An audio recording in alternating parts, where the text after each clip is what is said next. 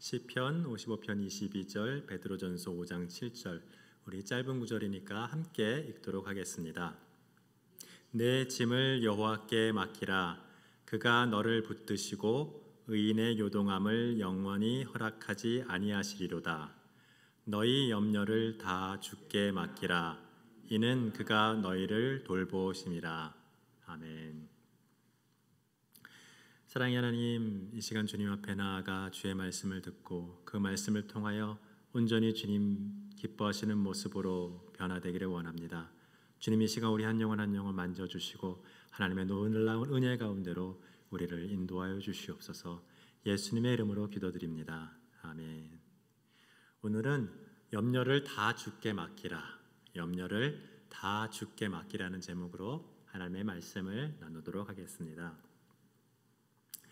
이스라엘의 역사학자 유발 하라리가 쓴 사피엔스에 보면 이 현생 인류인 호모사피엔스가 사라진 인류인 크로마뇽인에 비해서 가진 가장 큰 특징 중에 하나는 상상한 것을 이야기할 수 있다는 것이었습니다. 실제로 본 사실만을 이야기하는 이 크로마뇽인과 달리 이 호모사피엔스는 존재하지 않는 것을 상상하고 거기에 가치를 부여하기도 한다는 것입니다. 그리고 그 이야기와 그 가치를 공유하며 커다란 공동체를 만들고 그 공동체를 이끌어가는 가치와 신념을 내세워 함께 행동할 수 있다는 것입니다. 그래서 크로마뇽인은 100명도 함께 행동하기가 어렵지만 호모사피엔스는 수천 명도 함께 행동할 수 있었다는 것입니다. 그래서 호모사피엔스의 이 신체적인 능력이 한참 크로마뇽인보다 열등했지만 이 수십 대 수천은 싸움이 되질 않았습니다. 결국 호모사피엔스는 크로마뇽인을 비롯한 모든 이전의 인류를 지구상에서 다 사라지게 했다고 합니다. 그렇게 현생 인류를 하나 되게 하였던 가치나 신념 중에는 부족이라든지 국가라든지 하는 개념도 있었지만 더 대표적인 것은 종교라고 볼 수 있습니다. 종교는 이전 인류는 절대로 갖지 못했던 현생 인류의 특징입니다. 오늘날에도 현생 인류의 수천 년에 걸친 상상이 쌓여 만들어진 종교는 인류를 종교 공동체로 묶어주고 함께 행동할 수 있게 만들고 있습니다. 이렇게 현생 인류가 만들어낸 종교가 많은 사람들에게 매력적일 수밖에 없었던 이유는 크게 두 가지가 아닐까 합니다. 하나는 죽음에 대한 긍정적인 해답을 주는 것이고 다른 하나는 고난을 이겨낼 수 있게 한다는 것입니다. 대부분의 종교는 천국과 극락을 말하며 죽은 후에 더 나은 삶이 기다리고 있다고 하여 죽음을 무릅쓰고 행동하기도 하고 또 유족들을 위로하기도 합니다. 또한 대부분의 종교는 기도를 통하여 이 현실의 무게를 극복할 수 있도록 합니다. 아무것도 해결되어 보이지 않아도 기도한 그 사람에게는 그 신이 그 기도를 듣고 있다고 믿는 것만으로도 큰 힘이 됩니다. 따라서 종교는 역사적으로 여러 가지 부작용도 있었지만 많은 사람들에게 매력적이었고 그들이 삶의 고난과 어려움을 극복하고 살아갈 어떤 힘을 주어왔던 것입니다. 물론 우리가 믿는 기독교도 이러한 종교적인 특징이 있습니다. 왜냐하면 이러한 종교들은 하나님을 떠난 인간이 하나님을 대체하려고 만들어낸 것이기 때문입니다. 하나님 없이는 살 수 없도록 하나님 의존적으로 지음받은 인간이 하나님을 떠났는데 자신이 의존할 존재가 없다면 만들어낼 수밖에 없었다는 것입니다. 그래서 이렇게 인간에게 실제하는 영적인 필요를 충족하기 위해서 만들어진 모든 종교는 기독교와 비슷한 부분이 있을 수밖에 없는 것입니다. 그러나 기독교가 아닌 모든 종교의 신은 상상해냈거나 하나님을 자의적으로 생각해낸 허구라고 볼 수 있습니다. 따라서 기독교가 아닌 종교의 신들은 실제하지 않는 수천 년간 체계적으로 쌓아온 어떤 상상 속의 신입니다. 사탄은 이런 종교들을 통해서 사람들이 하나님을 믿지 못하게 합니다. 종교에는 많은 순기능들도 있지만 가장 큰 역기능이라고 한다면 실제하는 신인 하나님을 믿지 못하게 하는 것에 있습니다. 인간적으로 볼 때 훌륭한 종교라고 볼 수 있는 불교라든지 이슬람교와 같은 것의 가장 큰 문제는 기독교를 믿고 구원에 이르지 못하게 한다는 데 있는 것입니다. 이러한 종교들과 다른 기독교의 특징은 실제하는 하나님을 하나님의 유일한 계시인 성경을 통해서 믿는다는 것입니다. 유대교와 이슬람교도 같은 하나님을 믿는 것 같지만 이 신약과 구약의 성경을 통하여 믿지 않고 자의적으로 해석한 허구의 하나님을 믿고 구세주인 예수님을 인정하지 않으므로 거기에는 구원이 없습니다. 사실 기독교를 믿는다 말은 해도 성경에 근거한 믿음이 아닌 자의적으로 해석한 어떤 방식으로 믿는다면 이 하나님과의 관계를 제대로 맺을 수 없고 심하면 이단에 빠지게 되어 그것도 또한 구원에 이를 수 없게 됩니다. 따라서 우리는 천지를 창조하시고 예수님을 통해 우리를 구원하신 하나님을 성경을 통하여 바르게 믿어야 할 것입니다. 이렇게 하나님은 인간을 하나님 의존적인 존재로 만드셨기에 우리가 살아가면서 하나님을 의존하는 것은 극히 자연적이고 바람직한 것입니다. 다른 종교를 통하여 만들어진 신을 의지하는 것은 문제지만 살아계신 하나님을 성경을 근거하여 의지하는 것은 절대로 나약한 것이 아니고 순리에 맞고 건강한 것입니다. 하나님을 떠나 죄악에 빠진 세상 가운데 사는 삶은 우리가 아무리 노력하여도 어려울 수밖에 없습니다. 능력을 키우고 돈을 벌어서 삶의 문제를 어느 정도 해결할 수도 있지만 많은 돈과 능력으로도 안 되는 일은 세상에 얼마든지 많습니다. 또한 많은 돈과 능력이 하나님을 필요 없게 한다면 그 많은 돈과 능력이 우리에게 오히려 독이 될 수도 있습니다. 왜냐하면 돈과 능력은 이 땅에서만 유효한데 그걸로 만족하여 하나님과의 관계를 제대로 맺지 못하면 죽고 나서 아주 곤란할 것입니다. 따라서 우리는 이 세상에 사는 동안 차라리 고난과 어려움에 처하면서 하나님 의존하기를 배우며 영원까지 지속할 하나님과의 관계를 잘 맺어가는 편이 낫다고도 볼 수 있겠습니다. 그래서 기독교는 religion이 아니고 relationship이라고 이야기합니다. 기독교는 종교라기보다는 하나님과의 관계라고 설명을 하는 것이죠. 이렇게 하나님과 좋은 관계를 쌓아가는 것이 우리의 신앙생활입니다. 하나님을 알아가고 하나님을 의지하며 하나님의 뜻대로 살아가는 것입니다. 신앙은 먼저 하나님을 알아야 합니다. 우리를 창조하신 하나님을 떠나 죄에 빠진 우리를 용서하고 구원하기 위해서 예수님을 보내주신 이 하나님의 사랑을 알아야 합니다. 그 예수님은 성부 하나님과 함께 세상을 창조한 성자 하나님이신데 우리를 구원하기 위하여 2000년 전에 인간의 몸을 입고 이 땅에 오셨습니다. 그리고 막 시작될 하나님 나라를 가르치시고 우리 죄를 대신하여 십자가에 죽으시고 부활하시고 승천하셨습니다. 이 예수님의 십자가의 대속으로 우리는 죄를 용서받고 예수님과 연합되어 하나님의 아들로 인정받으며 하나님 앞에 이제 다시 나아갈 수 있게 되었습니다. 그리고 승천하여 하늘 보좌 우편에 계신 예수님의 도우심으로 이 땅의 고난 속에서도 승리하며 살 수 있게 되었습니다. 그 예수님의 도우심을 받으라고 오늘 본문에서는 말씀하고 있는 것입니다. 예수 믿고 구원받으면 이제 우리는 예수님의 돌보심 가운데 살게 된다는 것입니다. 다른 종교는 실제하지 않는 신에게 기도하고 의지하는 것이므로 어떤 심리적인 유익만 있겠지만 기독교는 실제하는 하나님께 기도하고 의지하는 것이므로 영적이고 실제적인 유익이 거기에 더해집니다. Yes, No, Wait이라는 분명한 기도의 응답과 함께 이 하나님과의 관계를 더욱 깊이 맺어가며 영적 성장을 이루어 갈 수 있다는 것입니다. 오늘 본문은 이렇게 우리를 돌보시고 인도하시는 하나님을 통해 하나님을 의지하고 우리의 모든 것을 맡기라는 말씀입니다. 먼저 시편 55편 22절은 내 짐을 여호와께 맡기라. 그가 너를 붙드시고 의인의 요동함을 영원히 허락하지 아니하시리로다 하십니다.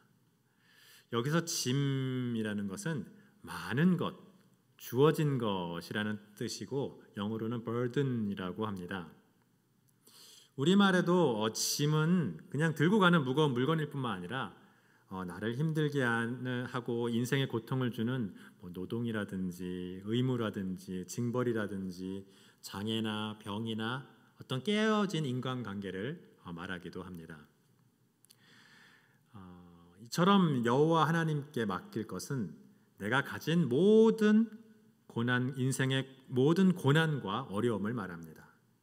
그런데 모든 성경의 명령이 그렇듯이 이 명령도 사실 내 힘으로 이렇게 수행하기는 그렇게 쉽지가 않습니다.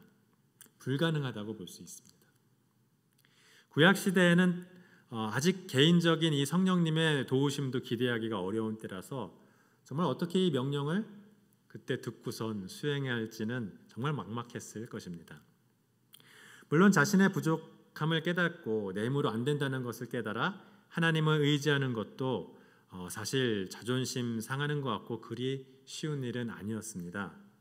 그래도 내 삶의 상황이 정말 악화되면 어쩔 수 없는 것이니까 나의 고난과 어려움을 하나님께 기도로 아뢰는 것까지는 쉽지는 않아도 가능할 것 같습니다. 그러나 기도한 것을 믿고 맡기고 평안을 누리는 것, 이것은 아주 더 어려운 문제입니다. 자신의 문제를 인식하는 것과 그 문제를 하나님께 가지고 나아가는 것과 그리고 그 문제를 하나님께 맡기고 안식을 얻는 것, 이 모두가 하나님이 내리는 내 짐을 여호와께 맡기라 하는 명령이었습니다. 이는 또한 우리가 이룰 수 없는 명령이니 하나님께서 이를 친히 이루도록 도우시겠다는 약속으로도 우리가 볼 수 있겠습니다. 내가 이에 순종하여 내 짐을 하나님께 맡기면 하나님께서 너를 붙드시고 의인의 요동함을 영원히 허락치 아니하시겠다라고 합니다. 그리고 이렇게 순종하는 자를 뭐라고 부르죠? 의인이라고 부릅니다. 의인이라고 부르시죠. 성경에서 의인이란 어떤 관계에서 나오는 의무를 충실하게 다하는 사람을 말합니다. 인간과 하나님과의 관계에서 인간은 하나님께 순종하고 하나님을 의존하는 것이 그 관계에서 나오는 인간의 어떤 의무입니다. 따라서 하나님을 의지하고 자신의 짐을 하나님께 맡기는 사람은 의인이라 부를 수 있는 것입니다. 또한 내 짐을 하나님께 맡기라 하는 이 어떤 하나님의 명령을 순종하였기 때문에 또 그를 의인이라고 부를 수 있습니다. 그리고는 그 의인을 붙드시고 영원히 요동치 않게 하신다고 합니다. 여기서 너를 붙드시리라 하는 이 히브리어 원어를 보면 쿨이라고 하는데 이게 흔들리지 않게 굳건히 한다는 뜻에 더해서 공급하고 기른다는 뜻이 있습니다. 즉 그 짐을 하나님께 맡기는 자를 책임지시고 모든 필요를 공급하시고 자녀와 같이 기르시겠다는 말씀입니다. 이 구약의 말씀은 신약에서 예수님을 믿는 신자들에게 동일하게 주어집니다. 베드로전서 5장 7절에 너희 염려를 다 주께 맡기라. 이는 그가 너희를 돌보심이라 하고 하십니다. 여기서 주께 맡기라 해서 주께의 원어를 보면 이게 사실 로드 주가 아니라 3인칭 대명사인 그에게입니다. 근데 우리가 그렇게 번역을 좀 한 것 같아요. 따라서 그 앞에 6절에 언급된 하나님을 말하는 것입니다. 그래서 여기서의 이 주께는 주 예수 그리스도를 뜻하는 것이 아니고 시편 55편 22절과 같이 여호와 하나님을 뜻하는 것입니다. 아버지 하나님을 믿고 의지하라는 것이죠. 예수님도 마태복음 6장 31절에 이렇게 말씀합니다. 그러므로 염려하여 이르기를 무엇을 먹을까 무엇을 마실까 무엇을 입을까 하지 말라라고 언급하시면서 너희 하늘 아버지께서 이 모든 것이 너희에게 있어야 할 줄 아시느니라. 그리고 이 모든 것을 너희에게 더하시리라 하시면서 하나님 아버지께서 너희의 필요를 공급하시니 염려하지 말라라고 말씀하고 있습니다. 여기서 시편 55편에 맡기라는 짐은 염려로 바뀌었습니다. 여기서 염려는 짐과는 비슷하게 쓰이긴 했지만 그 의미가 조금은 다릅니다.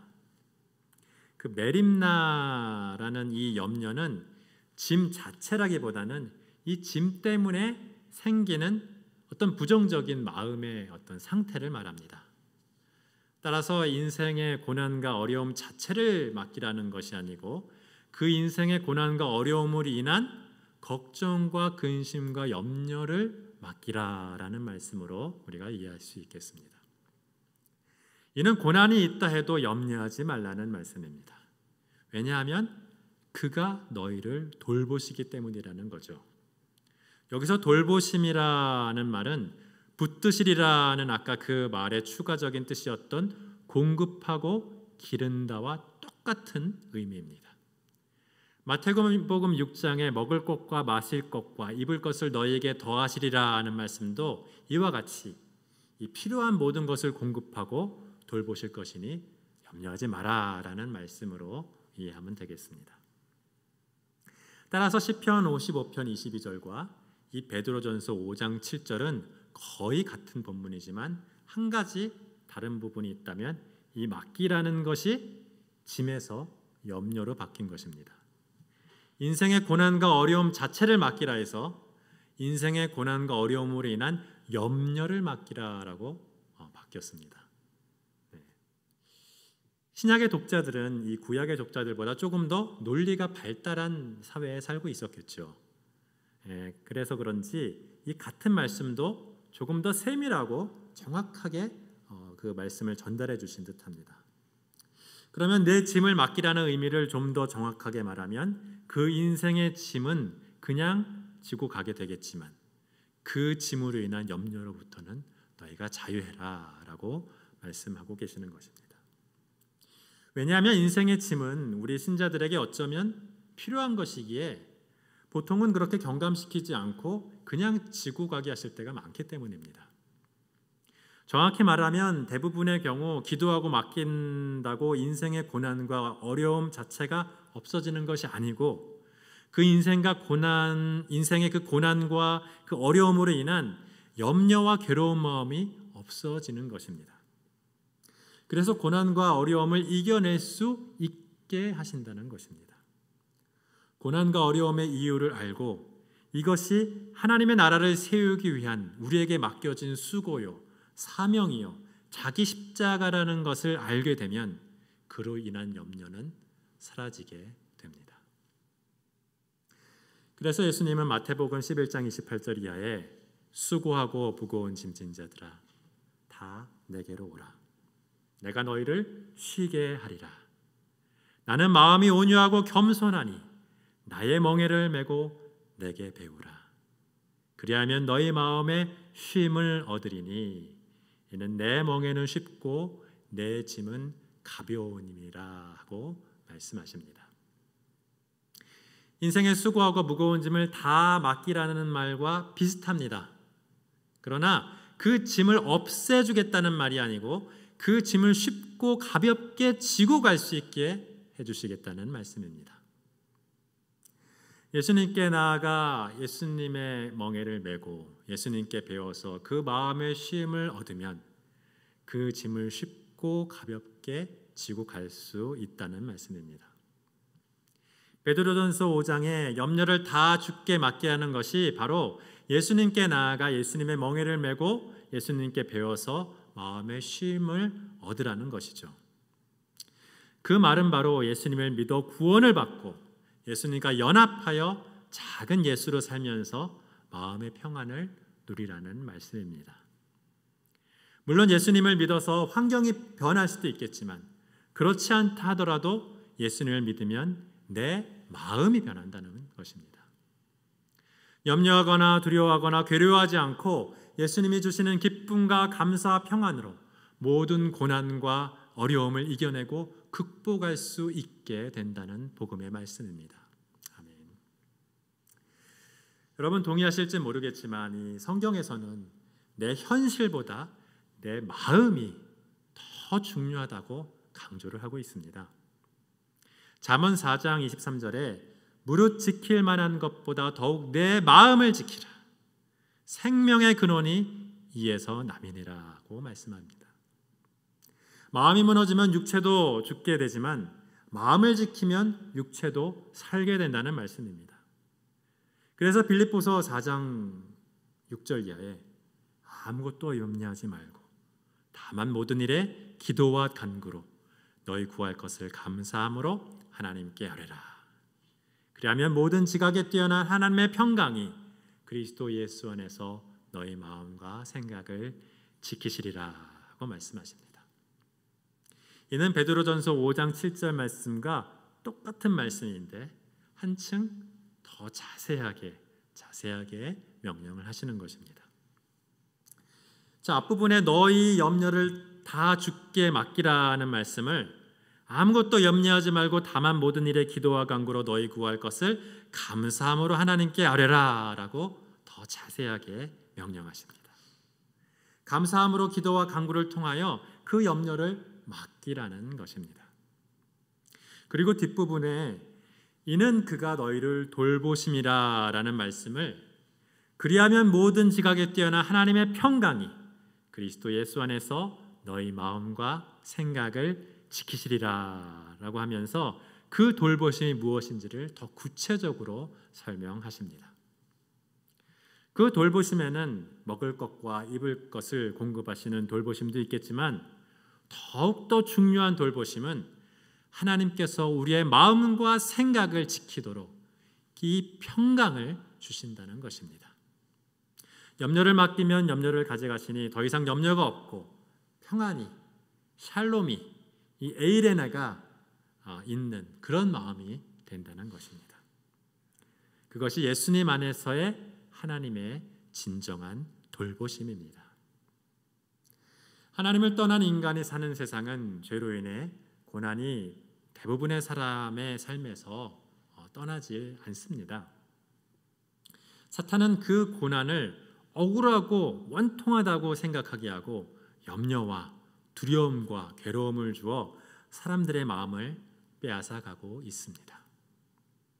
그러나 하나님은 신자들에게 그 고난을 온 세상을 구원하기 위한 예수님의 남은 고난에 동참하는 나의 십자가요, 나의 사역으로 생각하게 하십니다. 그래서 그 고난에도 불구하고 기쁨과 감사와 평안을 주어서 우리의 마음을 지키게 하시는 것입니다. 우리는 이 영적 전쟁 가운데 예수님을 믿음으로 염려를 주께 맡김으로 마음과 생각을 지키고 승리해야 할 것입니다. 그래서 너희 염려를 다 주께 맡기라는 이 베드로전서 5장 7절 뒤에 갑자기 마귀를 대적하라는 이야기가 나오는 것입니다.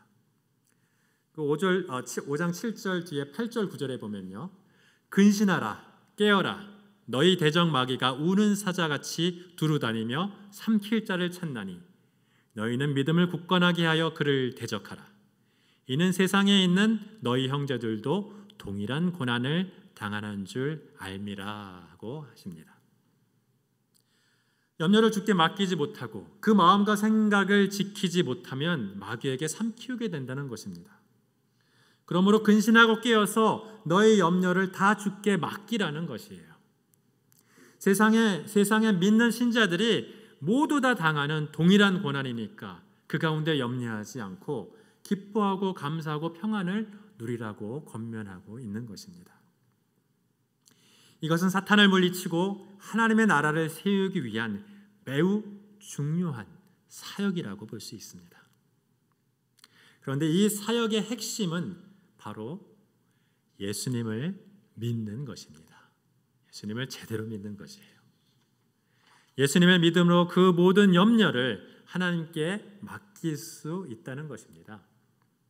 그래서 요한복음 6장 28절에 우리가 어떻게 하여야 하나님의 일을 하오리까? 하나님의 일을 하고 싶었어요.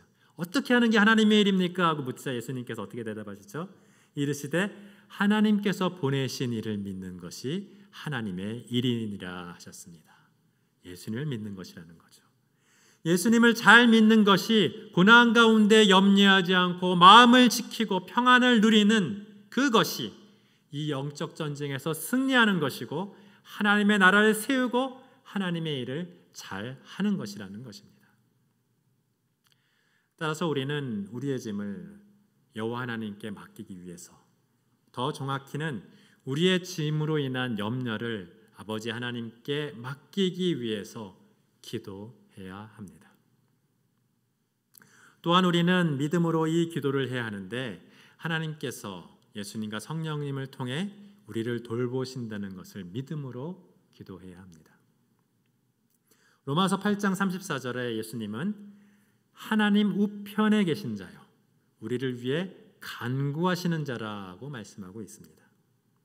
부활 승천하신 예수님은 하나님 보좌 우편에서 세상의 모든 권세를 가지시고 오늘도 우리를 돌보시고 우리를 위해 간구하고 계십니다. 또한 로마서 8장 36절에는 이와 같이 성령도 우리의 연약함을 도우시나니 우리는 마땅히 기도할 바를 알지 못하나 오직 성령이 말할 수 없는 탄식으로 우리를 위하여 친히 간구하신다고 말씀하고 있습니다. 우리를 위해 성령님도 예수님과 함께 간구하시며 우리의 기도를 돕고 계시는 것입니다. 이 주님의 간절한 돌보심을 믿으며 우리는 염려를 주께 맡기도록 기도해야 하는 것입니다.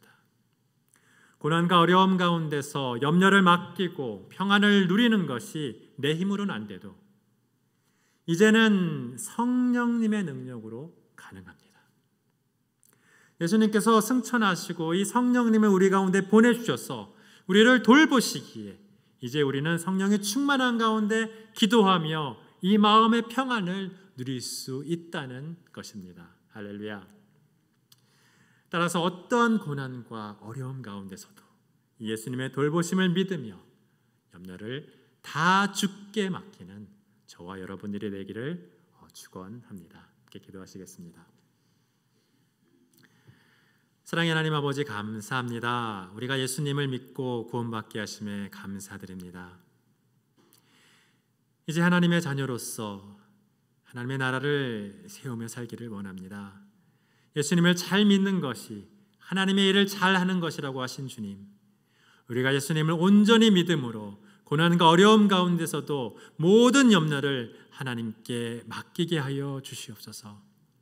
오늘도 하나님 보좌 우편에서 우리를 위하여 간구하시는 예수님을 믿음으로 염려하지 않고 마음의 평안을 누리며 영적 전쟁 가운데 승리하게 하여 주시옵소서. 우리를 돌보시고 인도하시는 예수님의 이름으로 간절히 기도드리옵나이다. 아멘.